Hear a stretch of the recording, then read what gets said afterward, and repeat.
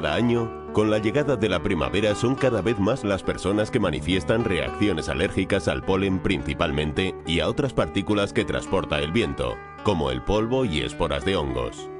La manifestación alérgica más frecuente en esta época del año es la rinitis, acompañada por estornudos, rinorrea, congestión nasal, prurito y asociada con frecuencia a conjuntivitis y faringitis. La forma estacional aguda de la rinitis alérgica se conoce como fiebre del heno, y el alérgeno principal que desencadena esta afección es el polen de los árboles en primavera, el polen de las gramíneas en verano y el polen de las malezas en otoño.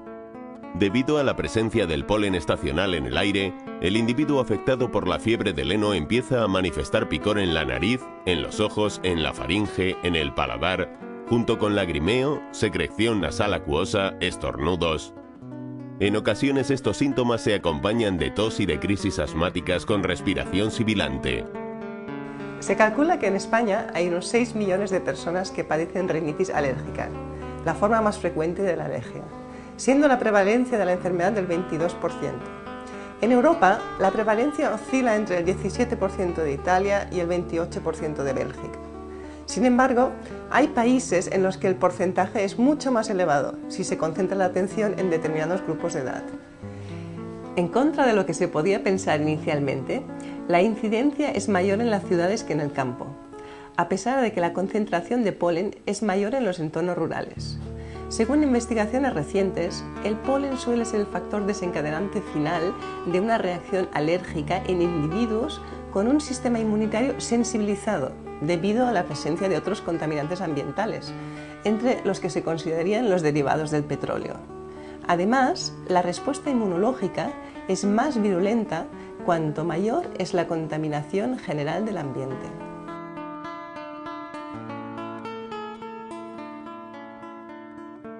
La alergia es una reacción exagerada del sistema inmunitario frente a una sustancia que considera como extraña y peligrosa. El organismo responde a la presencia de estas sustancias extrañas en varias fases. Después de una etapa de reconocimiento, los leucocitos, macrófagos y neutrófilos fagocitarán la mayor parte de pólenes, bacterias, virus, etc. Cuando esta primera respuesta no es suficiente, los linfocitos identificarán los antígenos de las sustancias extrañas y producirán los anticuerpos, las inmunoglobulinas, para eliminarlas.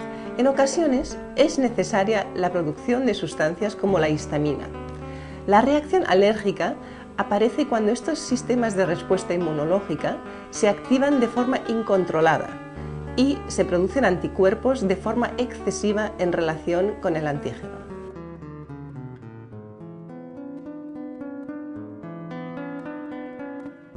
El tratamiento convencional de la alergia está basado principalmente en la administración de antihistamínicos y descongestivos, asociados habitualmente a simpático-miméticos.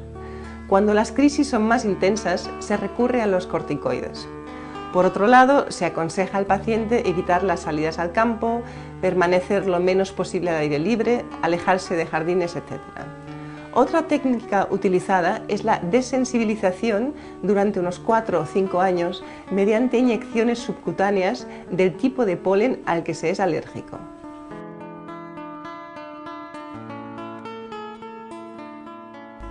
El sistema inmunitario sensibilizado por una serie de factores o desequilibrios del estado de salud es la causa principal de la alergia estacional.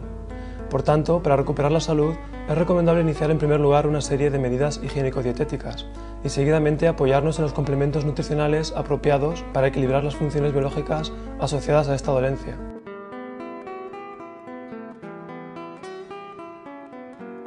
Los alimentos que conviene evitar en estos casos, debido a que se ha comprobado que pueden provocar o intensificar las reacciones alérgicas, son los lácteos, el trigo, la comida procesada o enlatada con aditivos, los embutidos.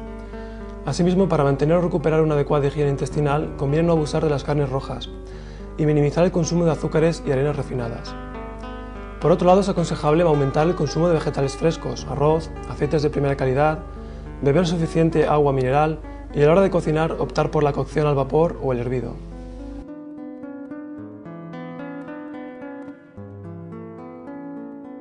Uno de los factores clave en la recuperación de la salud en las afecciones alérgicas es la higiene intestinal. Según diversos investigadores, entre los que podemos destacar los estudios del Dr. Señalet, La alimentación moderna, que abusa de la comida procesada y refinada, ocasiona un tránsito intestinal irregular y una irritación de la mucosa intestinal, la cual provoca la disociación de los enterocitos, con la correspondiente hiperpermeabilidad intestinal. La flora intestinal fermentativa se deteriora y avanza la flora putrefactiva. El intestino se alcaliniza. En estas condiciones se produce una inadaptación de las enzimas proteolíticas, por lo que hay una hidrólisis parcial de proteínas durante la digestión, generándose restos peptídicos que pueden atravesar la barrera intestinal y causar algunos desórdenes.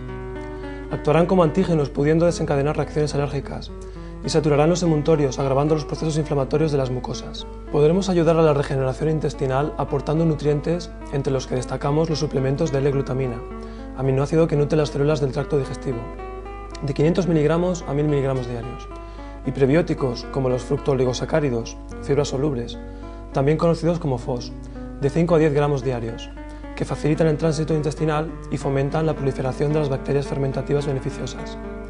Posteriormente, la suplementación con probióticos, microorganismos vivos característicos de una flora intestinal sana, complementará la adecuada colonización intestinal. Estas bacterias probióticas estimulan el sistema inmune y refuerzan las diferentes líneas de defensa intestinal. Envían señales de maduración a los tejidos linfáticos asociados al intestino y regulan la generación de citoquinas pro y antiinflamatorias. Las alergias parecen estar asociadas a desequilibrios en el ámbito de la barrera intestinal.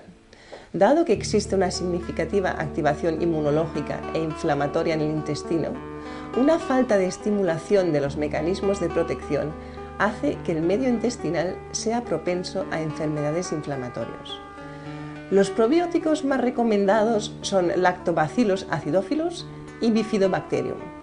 Para conseguir el aporte adecuado de 10.000 millones de bacterias al día, es aconsejable tomar directamente suplementos de estas bacterias, ya que si no, habría que consumir cantidades ingentes de alimentos que las puedan contener, como por ejemplo lácteos fermentados.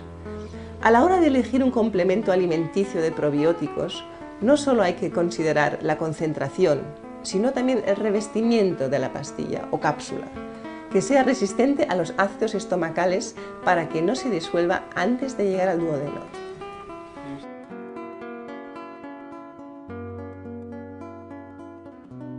A continuación se exponen otros complementos nutricionales que han mostrado en diferentes estudios científicos su efectividad para aliviar los procesos alérgicos.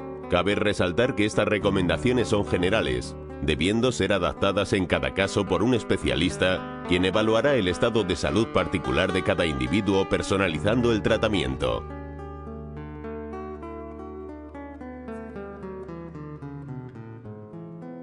Este aminoácido esencial azufrado tiene una función desintoxicante y protectora del hígado debido a su conversión a cisteína con la que forma el glutatión.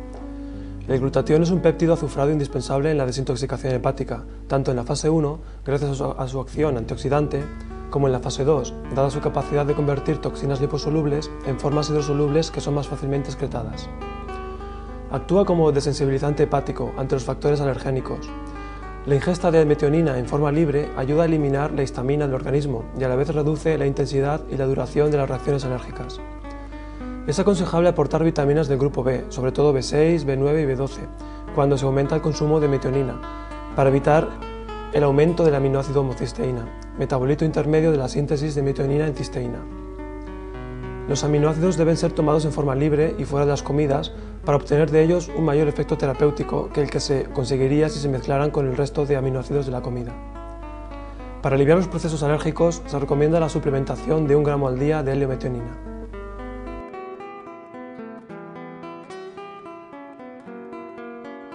Es el antioxidante principal en las células del tracto respiratorio.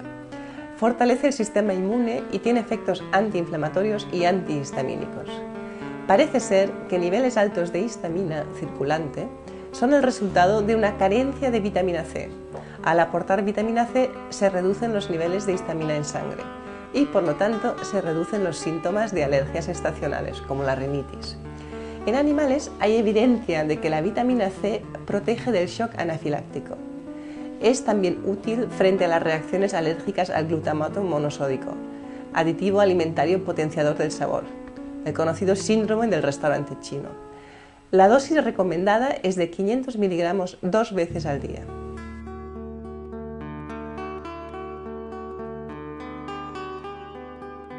El betacaroteno, o provitamina A, es una sustancia precursora de vitamina A. Los carotenoides protegen los epitelios de las mucosas de las vías respiratorias por su acción antioxidante y reducen la producción de leucotrienos, los cuales desencadenan las reacciones inflamatorias y alérgicas. También son sustancias protectoras del pulmón frente a la contaminación atmosférica. Es mejor optar por betacaroteno natural en lugar del sintético, porque la absorción del natural es superior.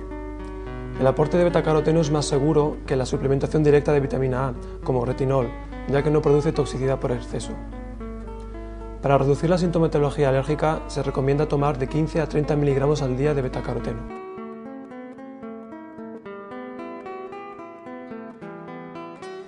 Las antocianidinas son pigmentos hidrosolubles presentes en las bayas de algunas frutas, especialmente en las de color azul púrpura como el mirtilo, la uva negra, el arándano y la grosella. Las antocianidinas inhiben la liberación de la histamina, los leucotrienos, las prostaglandinas y las enzimas inflamatorias. Por lo tanto, resultan muy indicadas en las alergias, fiebre del heno, asma alérgica, reacciones cutáneas producidas por factores ambientales, por alimentos, ácaros, etc. La dosis recomendada es de 160 a 320 miligramos al día.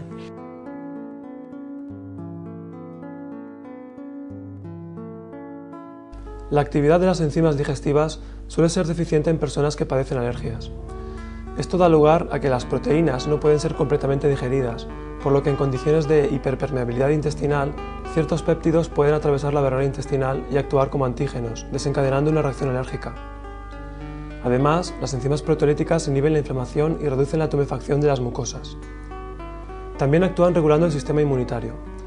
Por otro lado, las enzimas proteolíticas favorecen la desintoxicación de los tejidos y estimulan los fibroblastos en la regeneración de los tejidos. Es conveniente elegir enzimas que resulten más resistentes a la degradación que produce la acidez del estómago para que puedan llegar en mejores condiciones al intestino delgado. La potencia del producto aportado a través de un suplemento nutricional se mide a través de las actividades enzimáticas y no por la cantidad de enzimas que lleva el suplemento. La actividad enzimática es una medida estándar para enzimas vegetales que da una indicación más adecuada de la efectividad que la que indica el peso del producto. La actividad enzimática es medida y expresada según el Food Chemical Codex.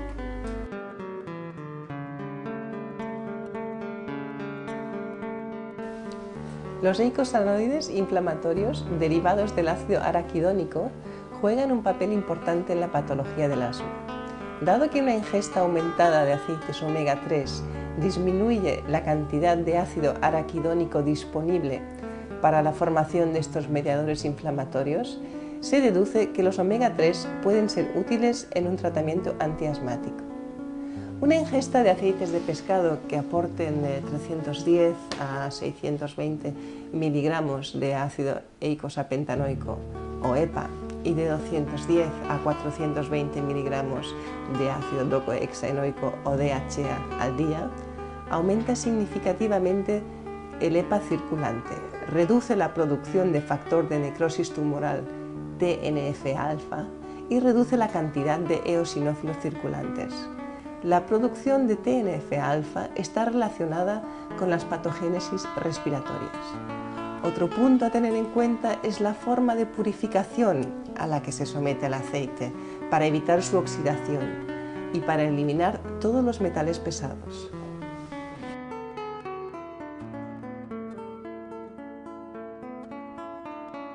La vitamina B3 o niacinamida inhibe la degranulación de los mastocitos y la liberación de histamina.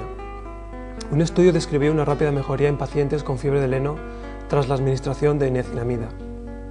En cuanto a la vitamina B6, se necesitan niveles adecuados de esta vitamina para metabolizar correctamente la metionina. La vitamina B6 demostró su efectividad a las reacciones alérgicas al glutamato monosódico en un estudio a doble ciego en el cual los niveles iniciales de esta vitamina eran similares en los pacientes reactivos y en los que no lo eran. Con respecto a la vitamina B12, se demostró en un estudio que 18 de cada 20 pacientes con asma que no respondían a ningún tratamiento mejoraron con la administración de vitamina B12. Además, en un estudio a doble ciego, se demostró que la vitamina B12 protege frente a las reacciones alérgicas provocadas por los sulfitos que se añaden como conservantes a ciertos alimentos. La vitamina B12 tiene cierta función hepatoprotectora, ya que interviene en la síntesis de colina y metionina. En cuanto al ácido pantoténico, vitamina B5, es un factor de conservación de los epitelios en sinergia con la vitamina A. Se ha comprobado que la carencia de esta vitamina produce una reacción alérgica intensificada. Por otro lado, hay estudios que muestran que el aporte de 500 mg al día disminuye la rinitis alérgica y la congestión nasal. Es aconsejable tomar un complejo B que incluya todas las vitaminas de este grupo para evitar descompensaciones entre ellas. En muchos casos será suficiente el aporte de un complejo B de alta potencia, incluyendo la mayoría de las vitaminas B en dosis de 50 mg. Los suplementos nutricionales son una ayuda inestimable a la hora de mantener o recuperar la salud. A lo largo de esta exposición se han mostrado algunos nutrientes que han constatado su eficacia frente a las afecciones alérgicas en diversos estudios clínicos. En la tabla aparecen las dosis diarias recomendadas de forma general. Sin embargo, corresponde al profesional de la salud la recomendación de unos y otros suplementos y la adaptación de las dosis en cada caso particular.